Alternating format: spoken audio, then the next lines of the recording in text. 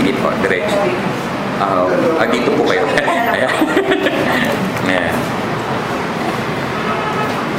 Ako ay nagkasakit ng dati, nagkasakit ako ng TB na 1 year and 6 months akong nakapagdiyan sa UI.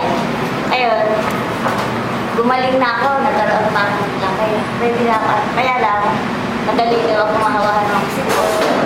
Eh, hindi ko na inano yun. Minom ako ng Centrum, parang mabibingi na.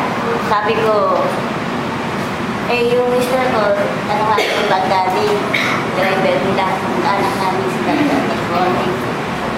Sabi niya, minom ka nito, 2 linggo lang. Naglalakad kami, naghahabol kami dito. Sabi niya, hindi ko na humihinga.